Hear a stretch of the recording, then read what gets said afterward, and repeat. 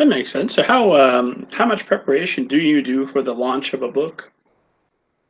One of the things I developed a few books ago is I have a checklist that I made because I found, especially when I was doing more and when I went full time to doing it, I before when I was doing it part time, I was basically doing a book a year, which kind of enough time that had passed that I just kind of figured out what I needed to do next. But now that I'm trying to do several books in a year, I made this checklist to see, all right, here's the 50 things that I need to do, everything from the obvious of doing the first draft to don't forget that you need to put together the email to your advanced reader team and get a poster made and all these different things so that I don't have to just remember or look back in the notebook, okay, what did I do the last time?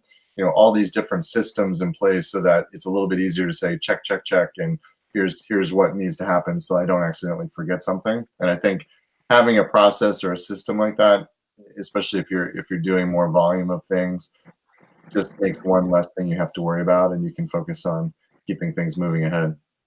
So now that you're full time, how many books are you aiming for a year? It's hard to know.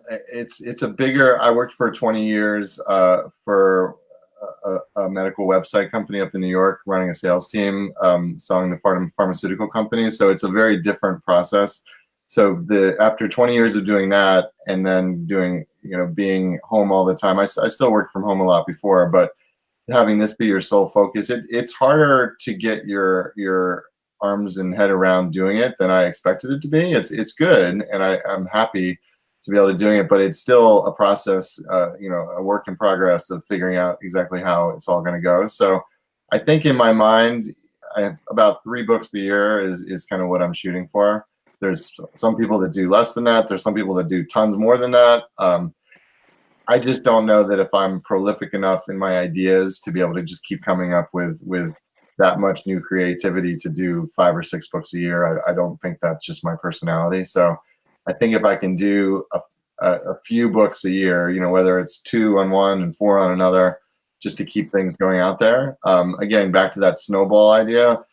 Every time you get a new book, it's another entry point to your, just thinking from a business standpoint, from your sales funnel and ways that they can discover you, and all different ways that people can kind of experience your product line, so to speak, and it gives you more out there. So even if it's 2 or 3 books, it's still a good way to get new people in there and kind of keeping things moving.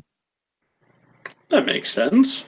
And then are you planning at the start of the year, okay, these are the 3 books that need to come next. So I have from this date to this date to work on this one, this date to this date, and doing a formal schedule like that? Or is that a fool's errand? Yeah, I do. I have mapped out to say generally, okay, these are the 3 books I think I'm going to do this year. I have seen that changing a little bit more than maybe I expected it to. And some of that's just due to life happening. Sometimes, I get in a little bit bigger rut of figuring out, okay, this is not getting started as quickly as I thought it was going to be, and going back to the drawing board of figuring out, all right, where's that story going to go? That's kind of where I'm at the moment with the next mystery book. I've been doing a lot of research and going on trips to visit different places, but still haven't really gotten into the throes of the rough draft yet. But generally, I try to map out and say this is what's going to happen.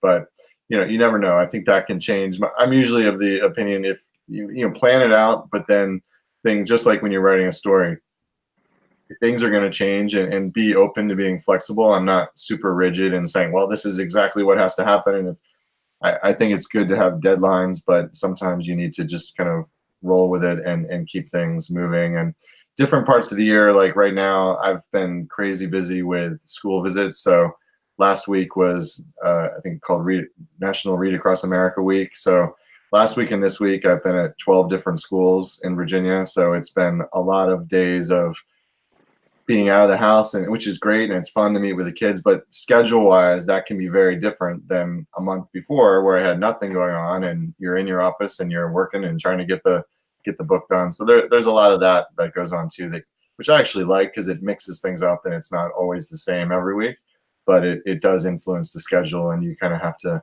think ahead that, okay, the spring, if it's very busy with school visits, they may not have as much bandwidth to be able to be writing new things as you might have had in the wintertime.